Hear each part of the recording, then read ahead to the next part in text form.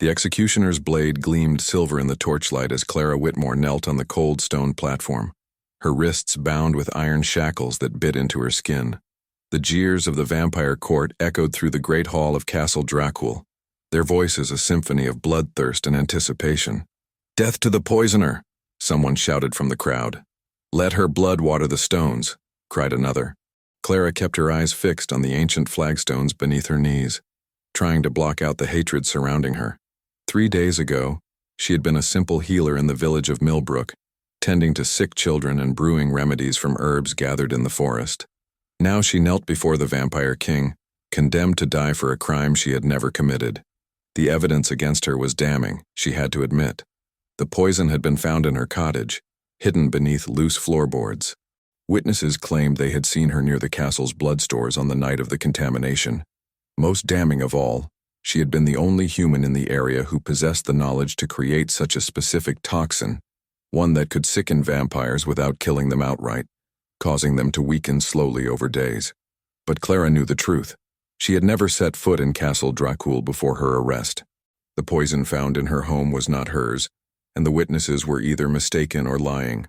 Someone had orchestrated this elaborate frame, and she was paying the price with her life. Bring forth the condemned. The voice that spoke was deep, resonant, carrying the weight of absolute authority. Clara forced herself to look up at the man who had sentenced her to death, King Matthias Dracul, ruler of the vampire realm for over 3 centuries. He was magnificent and terrible to behold. Tall and broad-shouldered, with raven-black hair that fell to his shoulders and pale skin that seemed to glow in the torchlight. His eyes were the color of fresh blood, ancient and knowing, holding depths that spoke of centuries of experience. He wore black leather and silver mail, a crown of twisted metal upon his brow, and carried himself with the confidence of one who had never known defeat. "Clara Whitmore," he said, his voice carrying clearly through the hall, "you have been found guilty of poisoning the royal blood stores, an act of treason against the vampire crown. The penalty for this crime is death. Have you any final words before the sentence is carried out?" Clara lifted her chin, meeting his gaze with as much dignity as she could muster. "I am innocent, Your Majesty. I have never harmed a vampire in my life, nor would I ever do so. Someone has deceived you, and when the truth comes to light, my blood will be on your hands." A murmur rippled through the crowd at her boldness. Few humans dared to speak so directly to the vampire king, especially when facing execution. Matthias's expression remained impassive. "Your protests have been heard and dismissed. The evidence against you is overwhelming. Executioner, proceed." The massive vampire in black leather stepped forward, raising his silver blade high above Clara's neck. She closed her eyes, whispering a prayer to whatever gods might listen, and prepared to meet her fate. The blade began its descent. "Wait!" The single word cracked through the air like a whip, and the executioner froze mid-swing. Clara's eyes snapped open to find King Matthias staring at her with an expression of shock so profound it seemed to have turned him to stone. "Your Majesty?" the executioner asked, confusion evident in his voice. But Matthias was no longer listening. He had risen from his throne and was walking toward the execution platform with slow, measured steps, his blood-red eyes fixed on something behind Clara's left ear. "Turn your head," he commanded, his voice barely above a whisper. Clara obeyed, confusion and hope warring in her chest. She felt the king's cold fingers brush against her neck, pushing aside the dark brown hair that had fallen across her shoulder. The silence in the great hall was absolute. Even the torches seemed to burn quieter, as if the very flames were holding their breath. "Impossible," Matthias breathed, and Clara heard something in his voice she had not expected. Vulnerability, pain. "It cannot be. Your Majesty," Lord Aldrich, the king's chief advisor, called from the crowd. "What is it? What do you see?" Matthias did not answer immediately. His fingers traced the small crescent moon birthmark on Clara's neck, the touch so gentle it might have been a caress. "Release her bonds," he said finally, his voice hoarse with emotion. "My lord?" the executioner asked, clearly bewildered. "I said release her." The king's roar echoed through the hall, causing several courtiers to step back in fear. The executioner quickly unlocked Clara's shackles, and she rubbed her wrists where the iron had chafed them raw. She was free, but she had no idea why. "Guards," Matthias said, his composure returning though his eyes remained fixed on Clara's face. Escort Miss Whitmore to the Rose Tower. She is to be treated as an honored guest. Anyone who harms her will answer to me personally." The crowd erupted in confused murmurs and protests, but a single look from their king silenced them all. "But Your Majesty," Lord Aldrich pressed, "the evidence will be re-examined." Matthias cut him off. "This execution is postponed indefinitely. Court is dismissed." As the vampires began to file out of the great hall, still muttering among themselves, Clara found herself surrounded by 4 guards in silver mail. They did not touch her, but their presence made it clear that she was still a prisoner, albeit one whose circumstances had dramatically improved. "Come," one of them said, not unkindly. "His Majesty wishes you to be comfortable while he considers your case." Clara followed them through corridors of black stone hung with ancient tapestries, her mind reeling with questions. What had the king seen that had changed his mind so suddenly? Why had he touched her birthmark with such reverence, such pain? The Rose Tower proved to be a circular chamber high in the castle's eastern wall, furnished with a comfortable bed, a writing desk, and a window that looked out over the moonlit countryside. It was a far cry from the dungeon cell where she had spent the last 3 days. "Food will be brought shortly," the guard captain informed her. "You are not to leave this room without escort, but you may request anything you need for your comfort." After they left, Clara sank into the chair by the window and tried to make sense of what had just happened. She was alive, which was more than she had dared hope for an hour ago.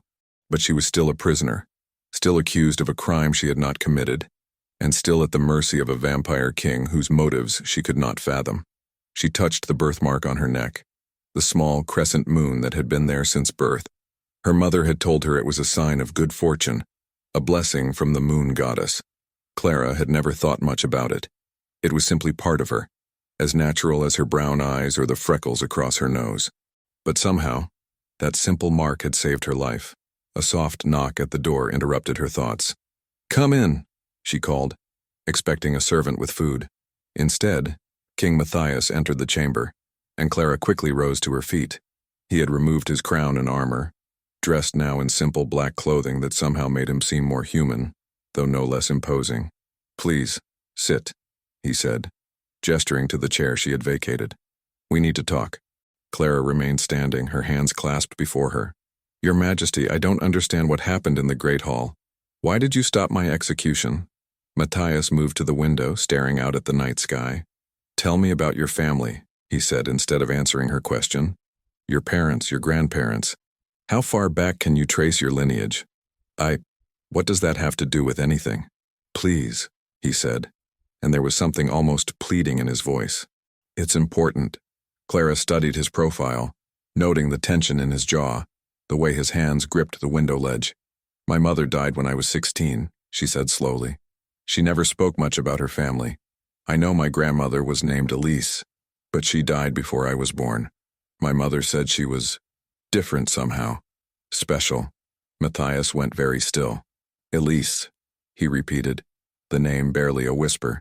"Yes, my mother said I looked like her, especially around the eyes. She had the same birthmark I do, apparently. It runs in the women of our family. What else did your mother tell you about Elise?"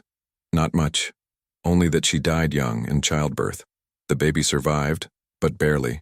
That was my grandfather Thomas." Clara frowned, trying to remember the few stories her mother had shared. There was something about the father, too.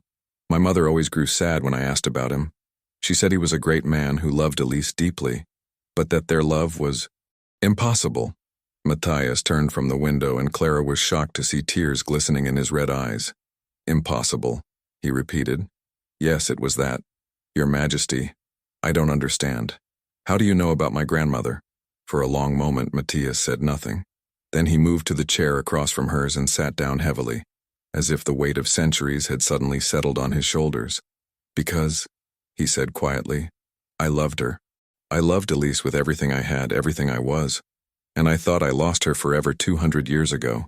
Clara stared at him in shock. That's impossible. You're saying you knew my grandmother? But that would make you over 400 years old, yes? I was turned when I was 32 during the plague years. I've ruled this kingdom for 3 centuries, and in all that time, I loved only once. His voice grew soft with memory. Her name was Elise Whitmore, and she was the most beautiful, kind, brave woman I had ever met. Whitmore, Clara breathed. That's my family name. I know. She was your great-great-grandmother, not your grandmother. Time moves differently when you're immortal. Sometimes I forget how quickly human generations pass. Clara's mind reeled as she tried to process this information. You're telling me that the Vampire King was in love with my ancestor? How is that possible? It shouldn't have been possible, Matthias said with a bitter smile. I was a monster, a creature of darkness and death. She was light and life and everything good in the world. But somehow, against all odds, we found each other. What happened to her? She became pregnant with my child. It should have been impossible. Vampires cannot usually father children with humans. But Elise was special. She had gifts, abilities that set her apart from other mortals. The pregnancy was difficult, dangerous. I tried to convince her to let me turn her, to make her like me so she would be strong enough to survive the birth. But she refused? She was terrified of what she might become. She had seen vampires at their worst, knew the darkness that lived within us. She couldn't bear the thought of becoming a monster, even for love. Matthias's voice broke slightly.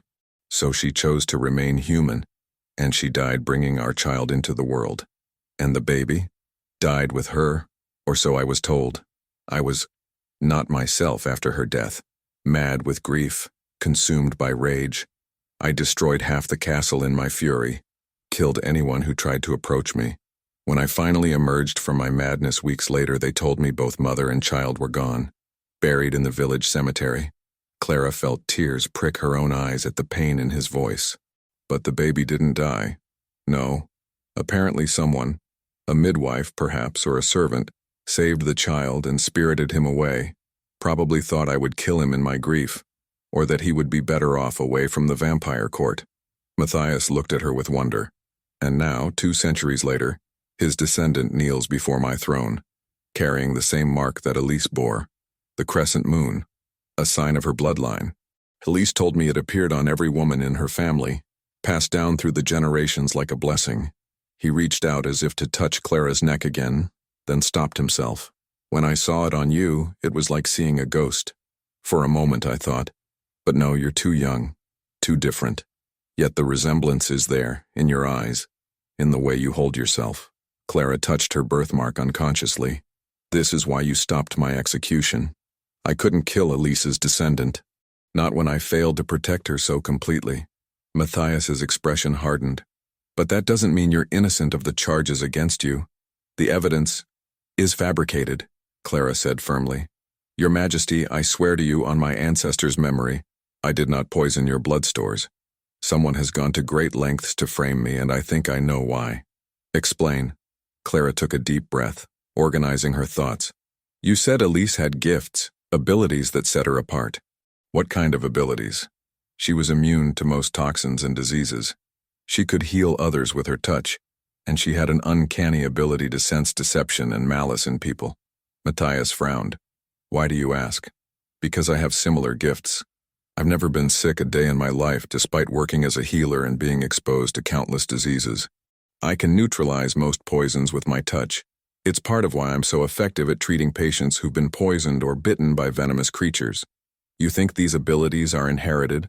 I think someone knows about them and is using them against me. Your Majesty, what if the real poisoner chose me as a scapegoat specifically because they knew I would be immune to their toxin?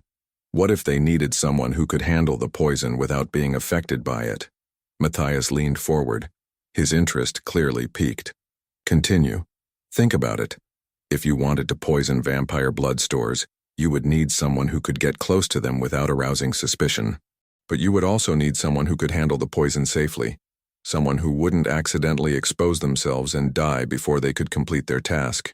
But the poison was found in your cottage. Planted there, I'm certain of it. And the witnesses who claim they saw me near the castle, I've never seen any of them before in my life. Someone has orchestrated this entire scenario to make me the perfect suspect. But why?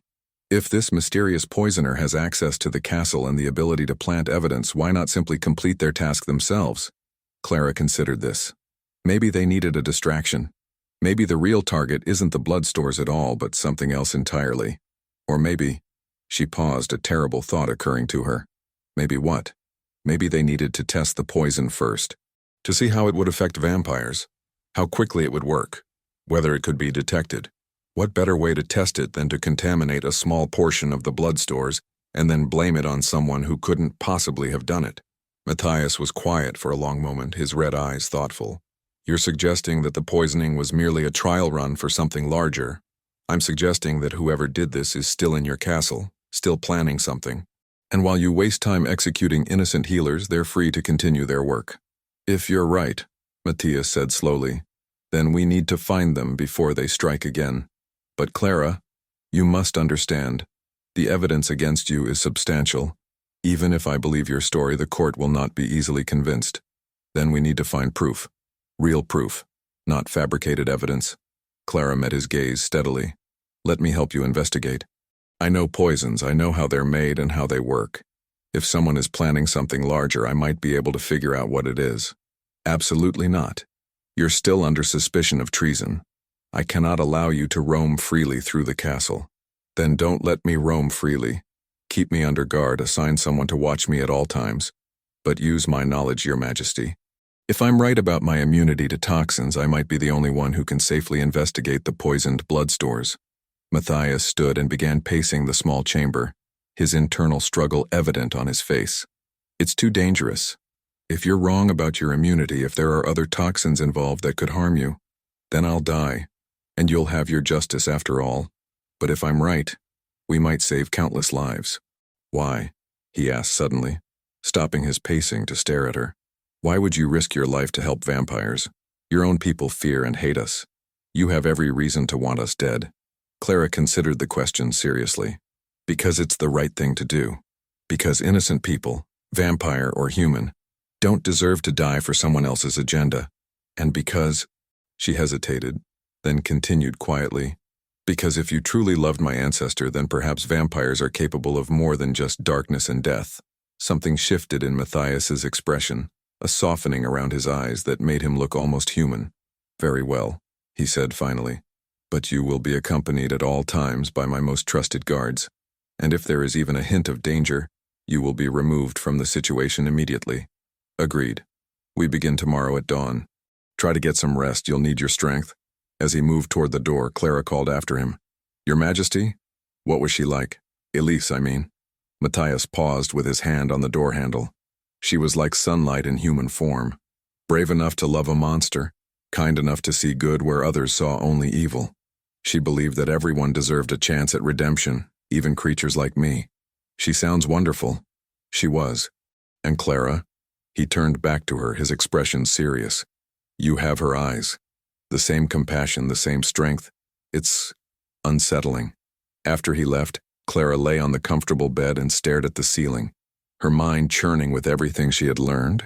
She was the descendant of a woman who had loved the vampire king, a woman who had died giving birth to his child. The blood in her veins was part vampire, which explained her unusual abilities and her immunity to toxins. But more than that, she was now involved in a conspiracy that threatened the entire vampire court. Someone had gone to elaborate lengths to frame her for a crime she didn't commit, and she suspected their ultimate goal was far more sinister than simple poisoning. As she finally drifted off to sleep, Clara found herself thinking about the pain she had seen in Matthias's eyes when he spoke of Elise.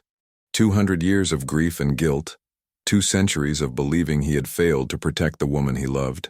Perhaps if they could solve this mystery together, they could both find some measure of peace. Dawn came too soon, bringing with it a sharp knock at Clara's door. She had slept poorly, her dreams filled with images of a woman who looked like her dying in childbirth, while a younger version of Matthias raged with grief. Come in, she called, sitting up in bed. The door opened to admit a tall vampire with silver hair and kind blue eyes. He wore the black and silver livery of the Royal Guard, but his manner was less formal than the others she had encountered. Miss Whitmore? I'm Captain Gabriel Thorne. His Majesty has assigned me to escort you during your investigation.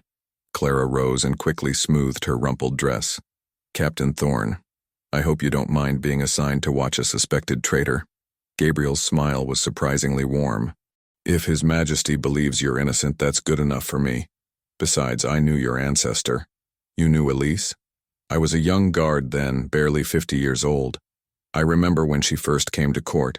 She caused quite a stir. A human woman who could walk among vampires without fear, who could make our king smile for the first time in decades. His expression grew sad. Her death nearly destroyed him. I've never seen him grieve like that before or since. He told me he went mad with grief. Mad doesn't begin to cover it. He was like a force of nature unleashed, destroying everything in his path. It took months for him to regain his sanity, and even then, he was never quite the same. Colder, more distant. He's ruled justly, but without the warmth he once showed. Until yesterday. Yes, seeing you, seeing that birthmark. It was like watching a ghost walk into the throne room. I thought he might collapse from the shock. They made their way through the castle corridors, Gabriel pointing out various features and explaining the layout. Clara was struck by the beauty of the place. Soaring arches, intricate stonework, tapestries that depicted centuries of vampire history. It was a far cry from the dark, foreboding fortress she had imagined. The blood stores are kept in the lower levels, Gabriel explained as they descended a spiral staircase.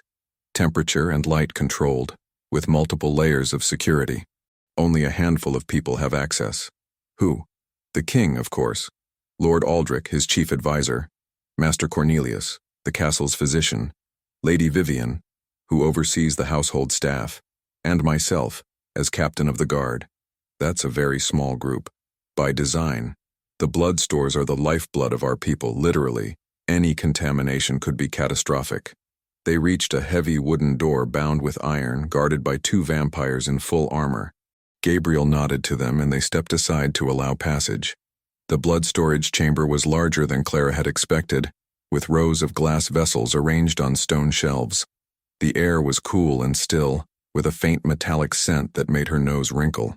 The contaminated blood was in this section, Gabriel said, leading her to a corner where several empty vessels sat on a separate table. Master Cornelius identified the poison as nightshade extract, mixed with silver dust and something else he couldn't identify. Clara approached the empty vessels carefully, her enhanced senses already picking up traces of the toxin. May I touch them? Are you certain it's safe? If I'm right about my immunity, yes. Clara reached out and placed her palm against the nearest vessel. Immediately she felt a familiar tingling sensation, as her body automatically neutralized the residual poison. But there was something else, something that made her frown in concentration. This isn't nightshade, she said after a moment. What? I mean, there is nightshade here, but it's not the primary toxin. This is something else, something I've never encountered before. Clara moved to another vessel, then another, her frown deepening. Gabriel, this poison, it's not meant to kill vampires. What do you mean? Nightshade and silver would be fatal to vampires in sufficient quantities, but this dosage is carefully calibrated to weaken without killing. And the unknown component, it feels almost like a sedative. A sedative? Something to make the victims drowsy, compliant. Gabriel, what if the goal wasn't to kill the vampires who drank this blood, but to incapacitate them? Before Gabriel could answer, footsteps echoed in the corridor outside. King Matthias entered the chamber, followed by a thin vampire with graying hair and intelligent dark eyes. Clara, this is Master Cornelius, our court physician, Matthias said. I've asked him to assist with the investigation. Cornelius bowed slightly. Miss Whitmore, I must say your survival of the poison exposure is remarkable. I've never seen anything like it. About that, Clara said, I don't think this poison was meant to kill anyone. Master Cornelius, you said you identified nightshade and silver, but there was a third component you couldn't identify. Yes, something organic, but unlike any plant extract I've encountered. I think it might be a sedative of some kind. The dosage of the other components is too low to be fatal. This poison was designed to incapacitate, not kill. Matthias and Cornelius exchanged glances. That would change everything, the physician said slowly. If the goal was incapacitation rather than murder, then we're looking at a different kind of conspiracy entirely, Matthias finished. Someone wanted to weaken the vampires who drank this blood, to make them vulnerable. Vulnerable to what? Gabriel asked. That's what we need to find out. Clara moved away from the vessels, her mind racing. Your Majesty, who knew about the contamination? Who was informed when the poisoned blood was discovered? The inner circle. The same people who have access to this chamber. And how was it discovered? Lord Aldrich fell ill after drinking from one of the contaminated vessels. He reported feeling weak and disoriented, which prompted Master Cornelius to test the blood supply. Clara felt a chill run down her spine. Lord Aldrich was the first victim? Yes. Why? Because if I'm right about this being a sedative, then Lord Aldrich should have been incapacitated, not just weakened. Unless what? Unless he knew what he was drinking and took precautions, or unless he's the one who poisoned the blood in the first place. The silence that followed was deafening. Gabriel's hand moved instinctively to his sword hilt, while Master Cornelius looked shocked at the suggestion. That's a serious accusation, Matthias said quietly, but Clara could see the wheels turning in his mind. It's the only explanation that makes sense. Think about it. Lord Aldrich has access to the blood stores. He would know how to contaminate them without being detected, and he was conveniently the first to discover the poisoning. What better way to deflect suspicion than to make himself appear to be a victim? But why would Aldrich want to incapacitate members of the court? Gabriel asked. I don't know yet, but I think we need to find out what he's been doing since the poisoning was discovered. Has he had any unusual meetings? Any changes in his routine? Matthias was quiet for a long moment, his expression growing darker. There have been some irregularities. Aldrich has been pushing for increased security measures, suggesting that we need to be more aggressive in our dealings with human settlements. He's also been advocating for a more permanent solution to the human problem. What kind of permanent solution? Complete subjugation. Turning humans into a slave race, removing their ability to threaten vampire society. Clara felt sick, and incapacitating key members of the court would make it easier for him to push through such policies, especially if he could blame the poisoning on human terrorists. Gabriel added grimly, which is exactly what he did when he advocated for your execution. We need proof, Matthias said. Accusations aren't enough, especially against someone as trusted as Aldrich. Clara, can you determine anything else about the poison? Any clues about where it might have been prepared? Clara returned to the contaminated vessels, closing her eyes and concentrating on the residual traces of toxin. Her enhanced senses picked up subtle details that others might miss. The faint scent of a particular type of clay, the mineral content of water used in the preparation, traces of other substances that had been in contact with the poison. It was prepared in the castle, she said finally, somewhere with access to the same water supply as the kitchens and using clay vessels that have been stored in a damp environment. Also, she paused, following a particularly faint scent trail. Whoever made this has been handling silver regularly. It's in their skin, their clothes. That could describe half the court, Gabriel pointed out. Not quite. This is a specific type of silver exposure, consistent with someone who works with silver dust or powder on a regular basis. And there's something else. A floral scent. Very faint. Jasmine, I think. Master Cornelius straightened suddenly. Jasmine oil is used in Lord Aldrich's private chambers. He has it burned in his fireplace to mask the scent of his experiments. What experiments? Matthias asked sharply. Alchemical research. He's been working on various projects for years. New preservation methods for blood, enhanced healing potions, that sort of thing. I always assumed it was a hobby. Or a cover for poison making, Clara said grimly. Your Majesty, we need to search his chambers. That's a serious step. If we're wrong, if Aldrich is innocent, it could destroy the trust between us. And if we're right and we do nothing, he'll have time to complete whatever he's planning. Clara met his gaze steadily. Your Majesty, you said Elise believed everyone deserved a chance at redemption, but she also would have wanted you to protect innocent people from those who would harm them. Matthias was quiet for a long moment, clearly wrestling with the decision. Finally, he nodded. We search his chambers, but we do it carefully, quietly. If we find nothing, this investigation ends here. And if we find something, then Lord Aldrich will face justice, regardless of our past friendship. Lord Aldrich's chambers were located in the castle's north tower, a suite of rooms that reflected his position as the king's chief advisor. The outer chamber was elegantly appointed with rich tapestries and comfortable furniture, while the inner rooms served as his private study and laboratory.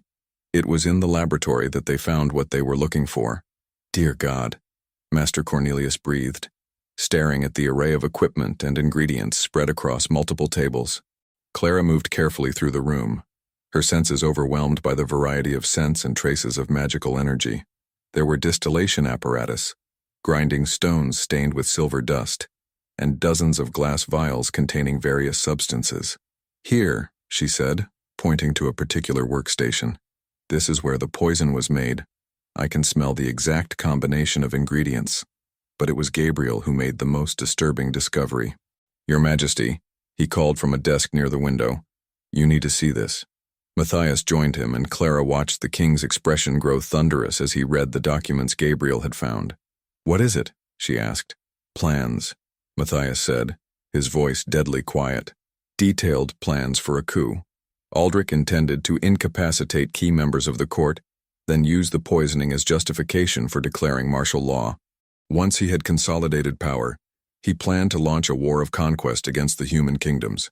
"There's more," Gabriel said, holding up another document. "A list of targets for assassination. Human leaders, vampire nobles who oppose his policies, anyone who might stand in his way." Clara felt sick as she read over the list. Her own name was there, along with dozens of others. Innocent people who would die to further Aldrich's ambitions. "We have to stop him," she said. "We will," Matthias replied grimly. "But first we need to—" Well, what have we here?" They all spun around to find Lord Aldrich standing in the doorway, his pale features twisted with anger and calculation.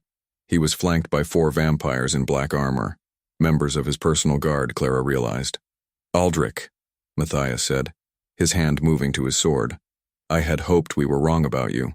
"Wrong about what?" "That I have the vision to see what this kingdom really needs? That I'm willing to do what's necessary to secure our future?" Aldrich stepped into the room, his guards spreading out to block the exits. "You've grown weak, Matthias. Soft. You let humans poison our blood stores and then spare the life of the one responsible. Clara is innocent, and you know it.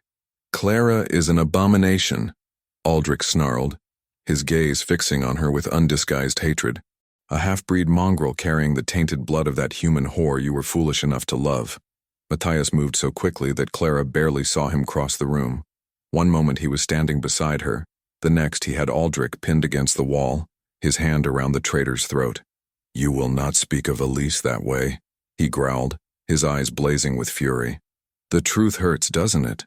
Aldrich gasped, seemingly unafraid despite his precarious position. "You let a human woman make you weak, and now her descendant threatens everything we've built, but don't worry. I'll finish what you should have done 2 centuries ago." "You're not finishing anything," Gabriel said, drawing his sword. "Lord Aldrich, you're under arrest for treason, conspiracy, and attempted murder." Aldrich laughed, a sound like breaking glass. "Am I? Tell me, Gabriel, how many of the guard do you think are truly loyal to a king who consorts with humans? How many do you think share my vision of vampire supremacy?" As if summoned by his words, more armored figures appeared in the doorway. At least a dozen vampires, all bearing weapons and wearing the grim expressions of those prepared for violence. "You see," Aldrich continued, his voice growing stronger despite Matthias's grip on his throat. "I'm not the only one who believes in our cause. Release me, Matthias, and I might be merciful when I take the throne." "Never," Matthias snarled. "Then you'll die alongside your pet human." The battle that followed was swift and brutal. Gabriel and Master Cornelius fought valiantly, but they were outnumbered 3-1. Matthias was forced to release Aldrich to defend himself against multiple attackers, and the traitor immediately began shouting orders to his followers. Clara found herself pressed against the wall, trying to stay out of the way of flashing swords and supernatural speed. But when she saw one of Aldrich's men moving to flank Matthias, she acted without thinking. The vampire never saw her coming. Clara grabbed a heavy glass vessel from the nearest table and brought it down on his head with all her strength. The impact sent shockwaves up her arms, but the vampire crumpled to the ground, unconscious. "Behind you!" she shouted to Gabriel, who spun just in time to parry a strike that would have taken his head off. But there were too many of them. One by one their defenders fell, Gabriel with a sword through his shoulder, Master Cornelius overwhelmed by 3 attackers at once. Even Matthias, for all his supernatural strength and centuries of experience, was being pressed back by the sheer number of enemies. "Enough!" Aldrich roared, and his followers stepped back. "Surrender now, Matthias, and I'll make your death quick. Continue to resist and I'll make you watch while I slowly torture your precious human to death." Matthias lowered his sword, his chest heaving with exertion. Blood ran from several wounds, and Clara could see the defeat in his eyes. "Don't," she said quietly. "Don't give up because of me. I won't let him hurt you," Matthias replied, his voice heavy with resignation. "How touching," Aldrich sneered. The great vampire king, brought low by his weakness for human flesh. "You're pathetic, Matthias. You always have been." "Maybe," Matthias said, straightening to his full height. "But at least I never betrayed those who trusted me. Trust is a luxury we can't afford. This kingdom needs strength, not sentiment." Aldrich gestured to his men. "Take them to the dungeons. We'll hold a public execution tomorrow. Let the court see what happens to those who oppose the new order." As the guards moved forward to bind them, Clara felt a familiar tingling sensation in her hands. At first she thought it was fear, but then she realized what was happening. Her body was reacting to something in the air, a toxin, subtle but present. "Wait," she said, causing everyone to pause. "Lord Aldrich, you've been exposed to your own poison." "What?" Aldrich looked confused, then angry. "What are you talking about?" "The sedative component in your poison, it's airborne in small quantities. You've been breathing it for hours while working in this laboratory." Clara could see the signs now that she knew what to look for. The slight tremor in his hands, the way he blinked too often, the subtle slurring of his words. "You're already feeling the effects, aren't you? The drowsiness, the difficulty concentrating?" "You're lying," Aldrich snarled, but Clara could see the uncertainty in his eyes. "Am I? When was the last time you felt truly alert? When did you last sleep well?" Clara took a step forward and several guards raised their weapons. "The poison builds up in the system over time. You've been slowly incapacitating yourself." "It doesn't matter," Aldrich said, but his voice lacked conviction. "Even if what you say is true, I have enough loyal followers to—" "Do you?" Clara looked around the room at the assembled vampires. "How many of you have been in this laboratory recently? How many of you have been exposed to the same toxin that's affecting your leader?" She could see doubt creeping into their faces, the way they glanced at each other uncertainly. "She's trying to trick us," one of them said, but his voice wavered. "Is she? Or is she trying to save your lives?" Matthias spoke up, his voice carrying the authority of centuries of rule. "Look at yourselves. Look at Aldrich. Can't you see the signs of poisoning? The tremors," Gabriel added, struggling to his feet despite his wounded shoulder. "The confusion, the poor judgment. You've all been affected." "Lies," Aldrich screamed, but the word came out slurred, and he swayed slightly on his feet. Kill them all." But his followers hesitated, uncertainty and fear replacing their earlier confidence. Clara could see the poison working on them, clouding their judgment and sapping their strength. "There's an antidote," she said quickly. "I can neutralize the toxin, but only if you surrender now. Continue this madness, and you'll all be dead within hours." "You're bluffing," Aldrich said, but he was clearly struggling to stay upright. "Am I? You're the alchemist. You know how toxins work. You know what happens when they build up in the system over time." Clara met his gaze steadily. "I'm offering you a chance to live. Take it." For a moment, the laboratory was silent except for the sound of labored breathing. Then, one by one, Aldrich's followers began lowering their weapons. "My lord," one of them said hesitantly, "perhaps we should listen to her." "Traitors," Aldrich whispered, but the fight had gone out of him. He collapsed into a chair, his face pale and drawn. "All of you traitors." "No," Matthias said, moving to stand over his former advisor. "Just people who chose life over madness."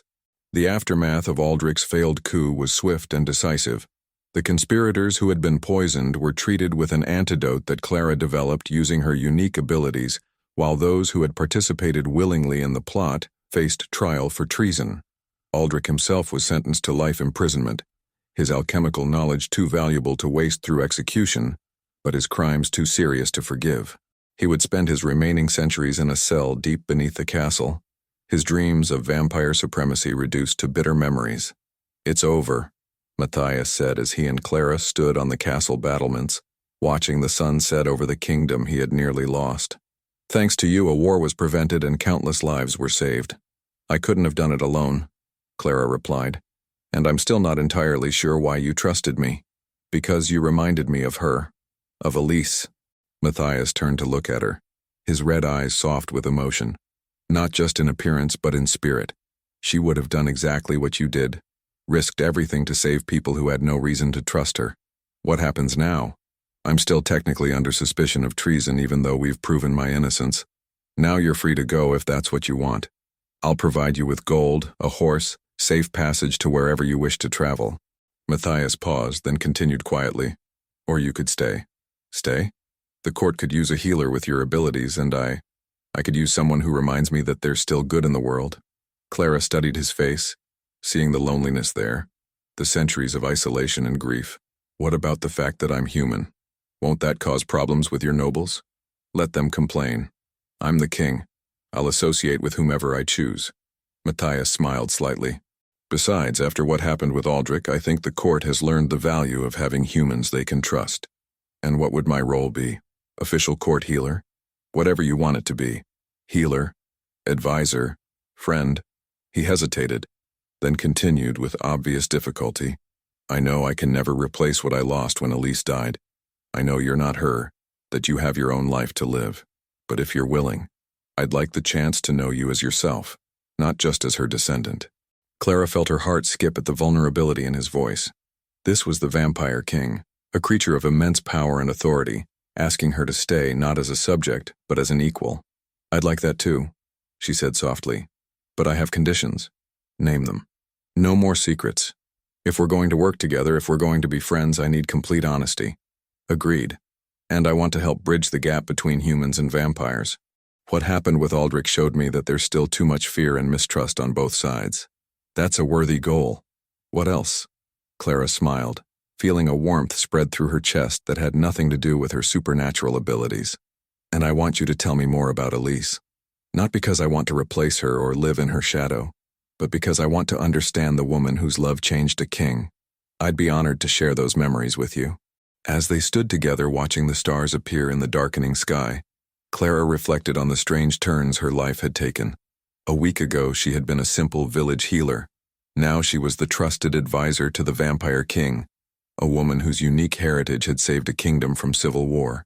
Matthias, she said, using his name for the first time without his title.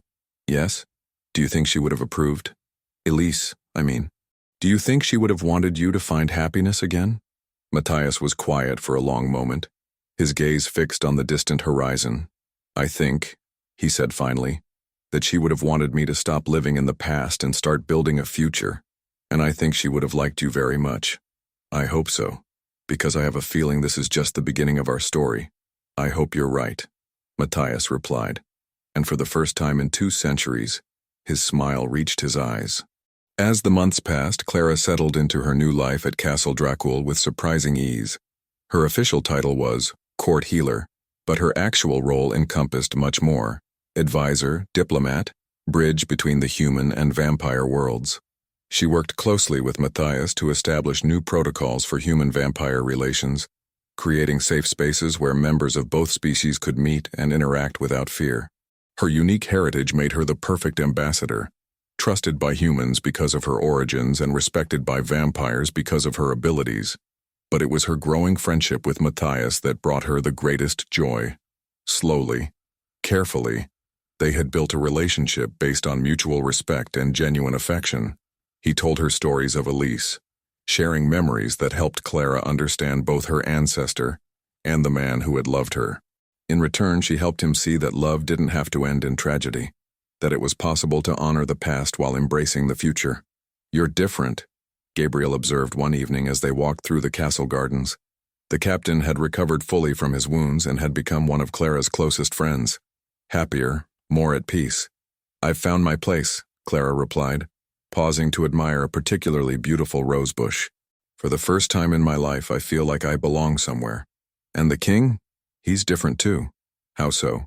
He smiles more, laughs occasionally, shows interest in things beyond duty and obligation. Gabriel's expression grew thoughtful. I think you've given him something he thought he'd lost forever. What's that? Hope.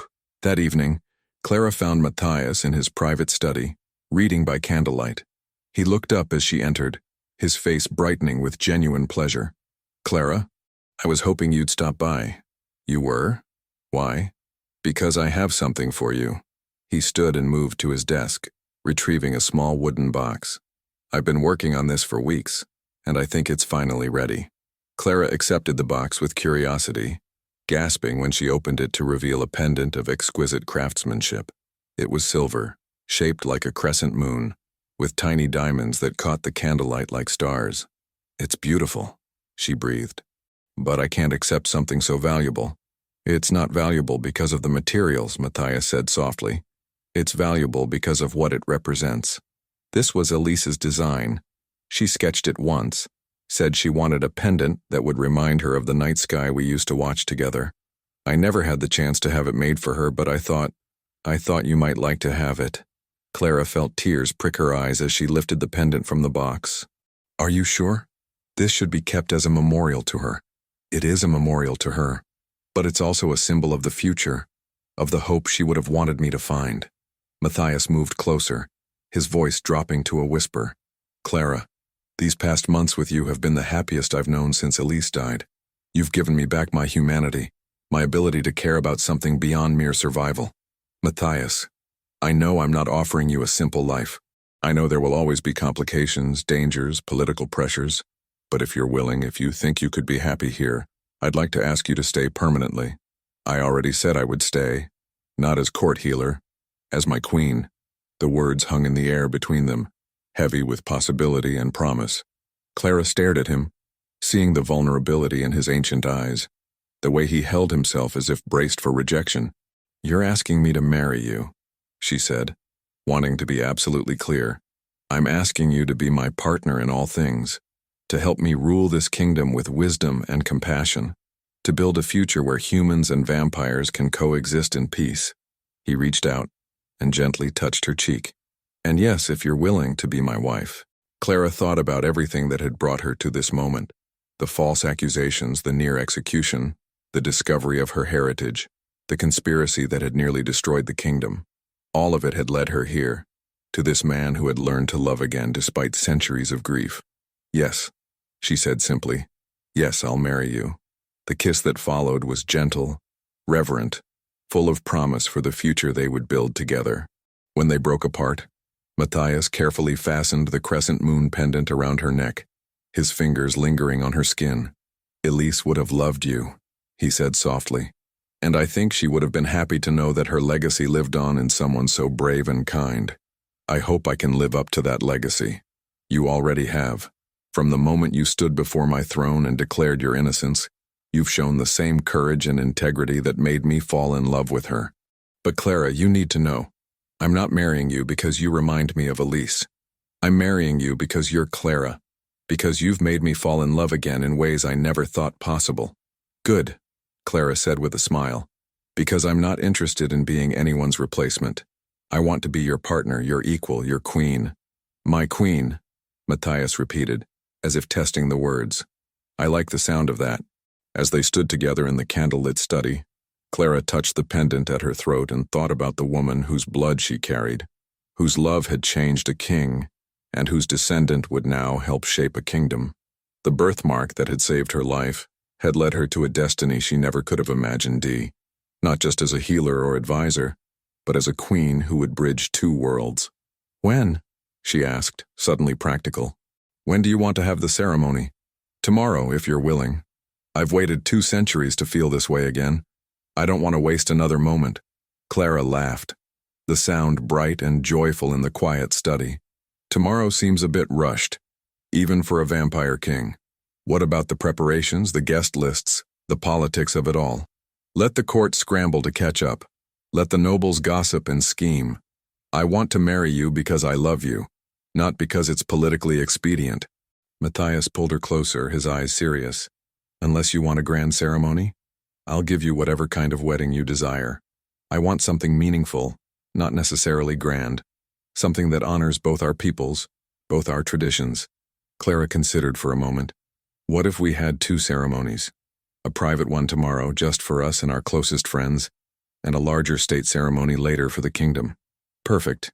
Though I warn you, Gabriel will never forgive us if we don't include him in the private ceremony. And Master Cornelius. He's become like a father to me these past months." "Then it's settled. Tomorrow evening in the castle chapel, with Gabriel and Cornelius as witnesses." Matthias smiled, and Clara was struck again by how much younger he looked when he was truly happy. "I'll have Mrs. Hartwell prepare something appropriate for you to wear." "Mrs. Hartwell?" "The castle's head seamstress. She's been here almost as long as I have, and she has exquisite taste. She'll create something beautiful for you." As if summoned by their conversation, a soft knock came at the study door. "Come in," Matthias called. Gabriel entered, his expression curious. "Your Majesty, forgive the interruption, but there are some urgent matters that require your attention. Can they wait until tomorrow?" "I'm afraid not. There's been a development with the human settlements to the south.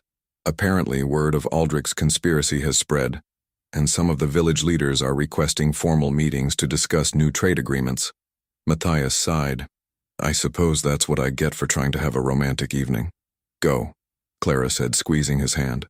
"These meetings are important. The more we can normalize relations between our peoples, the better. You're sure you don't mind?" "I'm sure. Besides, I should probably get some rest before my wedding day." "Your wedding day?" Gabriel's eyebrows shot up. "Did I miss something significant?" "Clara has agreed to marry me," Matthias said, unable to keep the pride out of his voice. "Tomorrow evening, private ceremony. You're invited, of course." Gabriel's face broke into a wide grin. "It's about time. Congratulations to you both. This is wonderful news." "Thank you," Clara said, touched by his genuine happiness for them. "Now if you'll excuse me," Matthias said, pressing a quick kiss to Clara's forehead. "I need to go convince some nervous humans that vampires can be trusted. Wish me luck." "You won't need luck," Clara said confidently. "You'll have honesty and good intentions. That's worth more than luck." After the men left, Clara remained in the study for a while, touching the pendant at her throat and marveling at how much her life had changed. 6 months ago, she had been a village healer with no family and no prospects. Tomorrow, she would become queen of the vampires. It was a daunting prospect, but also an exciting one. She thought about the changes she wanted to implement, the bridges she wanted to build between human and vampire communities. There was so much work to be done, so many old prejudices to overcome, but she wouldn't be doing it alone. She would have Matthias beside her, a partner who understood both the weight of responsibility and the importance of compassion. Together, they could create something new, something better than what had come before. A soft knock interrupted her thoughts.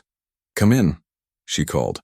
An elderly woman entered, her silver hair neatly braided and her kind eyes bright with intelligence.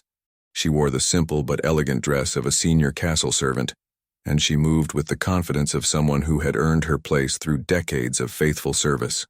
"Miss Whitmore? I'm Mrs. Hartwell. His Majesty asked me to speak with you about tomorrow's ceremony." "Of course, please sit down." Mrs. Hartwell settled into the chair across from Clara, her expression warm but professional. "First, let me say how delighted I am by this news. His Majesty has been a different man since you arrived. Happier, more at peace. It's wonderful to see. Thank you. That means a great deal to me. Now, about your wedding dress. I have several options in mind, but I'd like to know your preferences. Do you favor simplicity or elegance? Traditional styles or something more modern?" Clara considered the question. "Something that honors both human and vampire traditions, if possible. I want to look like a queen, but I also want to feel like myself." "I have just the thing," Mrs. Hartwell said with satisfaction. "There's a gown that belonged to the previous queen, Matthias's mother. It's been stored away for centuries, but it's in perfect condition. With a few alterations, it would be ideal for you." "His mother's dress? Are you sure that's appropriate?" "More than appropriate. It's perfect. Queen Isabella was beloved by both vampires and humans. She was known for her wisdom, her compassion, and her ability to bring people together. Wearing her gown would send a powerful message about the kind of queen you intend to be. Then yes, I'd be honored to wear it." "Excellent. I'll have it ready by tomorrow afternoon. Is there anything else you need? Flowers for your hair, perhaps, or jewelry?" "Matthias gave me this pendant," Clara said, touching the crescent moon at her throat. "It was designed by my ancestor, Elise. I'd like to wear it." Mrs. Hartwell's expression softened. How perfect. A symbol of the past and the future, united in the present. Yes, that will be beautiful with the gown. After Mrs. Hartwell left, Clara made her way to her chambers, her mind buzzing with excitement and nervous energy. Tomorrow she would become Queen Clara Dracul, wife to the vampire king, bridge between two worlds. She thought about Elise, the woman whose love had changed Matthias so profoundly. Would she approve of this match? Would she be happy to know that her descendant had found love with the man who had never stopped grieving for her? Clara liked to think the answer was yes. Love, after all, was not a finite resource. The fact that Matthias had loved Elise didn't diminish what he felt for Clara. If anything, it proved that he was capable of deep, lasting devotion. As she prepared for bed, Clara caught sight of herself in the mirror and was startled by what she saw. The frightened, desperate woman who had knelt before the executioner's block was gone, replaced by someone confident and serene. Her eyes held a new depth, a sense of purpose that had been missing before. She was no longer just Clara Whitmore, village healer. She was Clara, descendant of Elise, memory keeper, future queen of the vampires. And tomorrow, she would begin the next chapter of her extraordinary life. The wedding ceremony took place at sunset in the castle's ancient chapel, a small stone chamber that had witnessed centuries of vampire history. Candles flickered on every surface, casting dancing shadows on the walls, while the scent of jasmine and roses filled the air. Clara stood before the altar wearing Queen Isabella's gown, a masterpiece of midnight blue silk embroidered with silver thread in patterns that seemed to shift and flow in the candlelight. The dress fit her perfectly, as if it had been made for her rather than altered from another woman's measurements. Her hair was arranged in an elegant style that showcased both the crescent moon pendant and her birthmark, symbols of her unique heritage. Matthias waited for her at the altar, resplendent in formal black velvet trimmed with silver. His eyes never left her face as she walked down the short aisle, and Clara could see the love and wonder there, as if he couldn't quite believe this moment was real. Gabriel and Master Cornelius stood as witnesses, both beaming with happiness for the couple.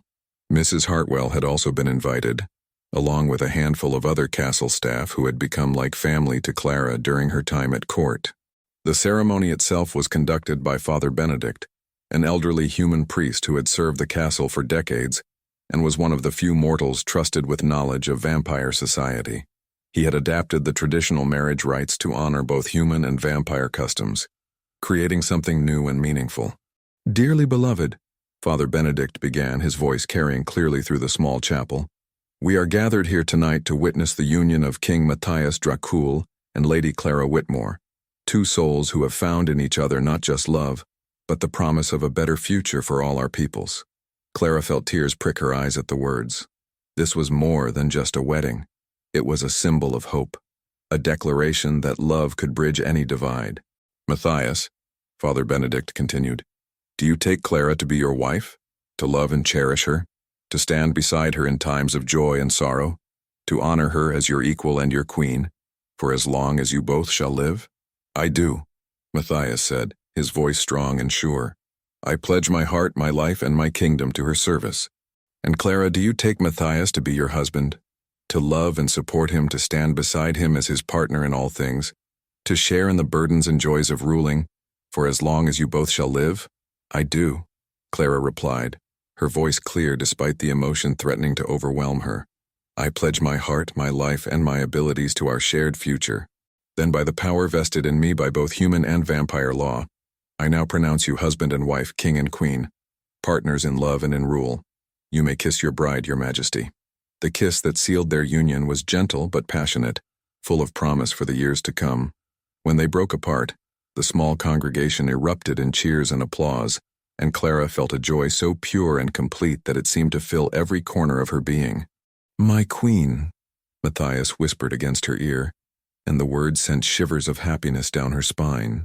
"My king," she replied, and knew that she had finally found her true home.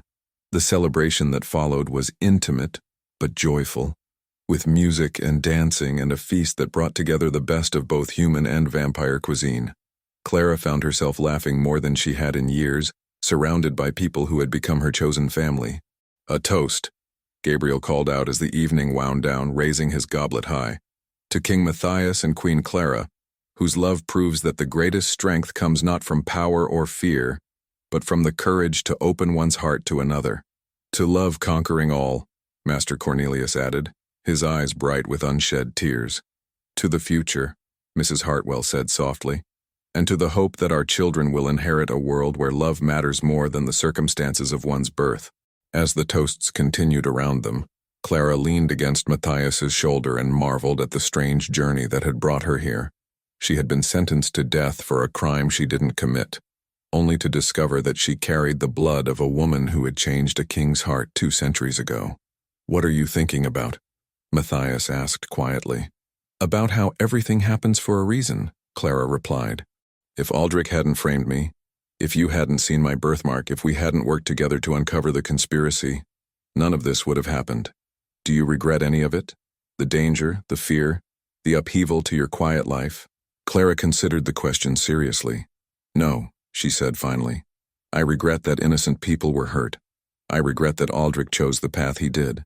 But I don't regret anything that led me to you, to this life, to the chance to make a real difference in the world, even if it means giving up your humanity. Because Clara, you should know, the transformation has already begun. Your vampire heritage is awakening, slowly but surely.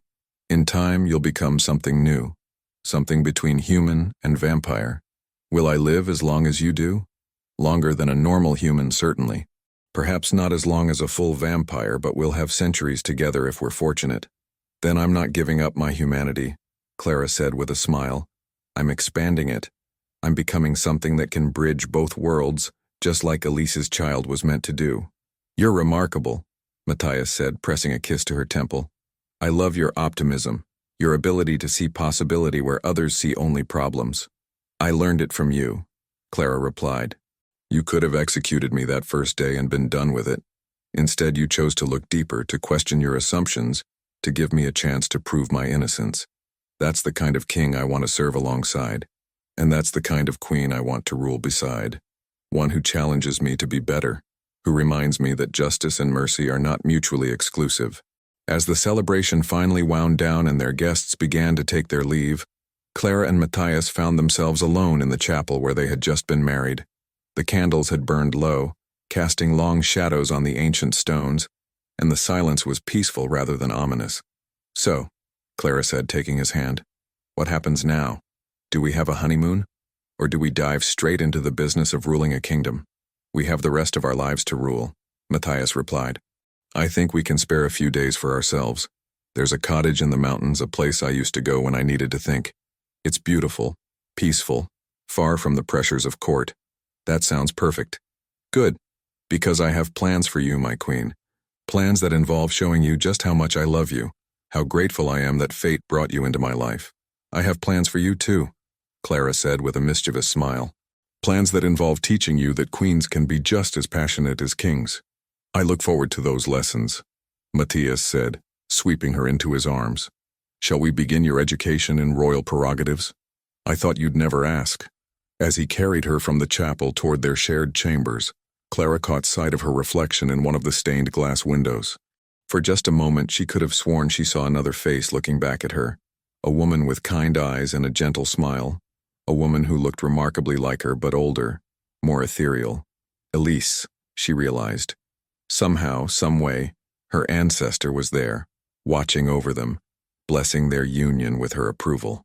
"Thank you," Clara whispered, and the image smiled before fading away. "Did you say something?"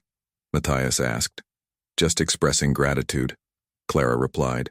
"For second chances, for love that transcends time, for the courage to believe in happy endings." "Speaking of happy endings," Matthias said as they reached their chambers, "ours is just beginning." "Good," Clara said, pulling him down for a kiss, "because I have a feeling it's going to be an extraordinary story." And as the door closed behind them, sealing them away from the world for their first night as husband and wife, Clara knew that whatever challenges lay ahead, they would face them together. The village healer had become a queen, the grieving king had learned to love again, and 2 worlds had found a bridge in their union. It was, she thought with deep satisfaction, exactly the kind of ending that Elise would have wanted for them all. Epilogue. 5 years later, Queen Clara Dracul stood on the balcony of the royal chambers, watching the sun set over a kingdom that had been transformed by 5 years of progressive rule. In the courtyard below, human and vampire children played together under the watchful eyes of their parents.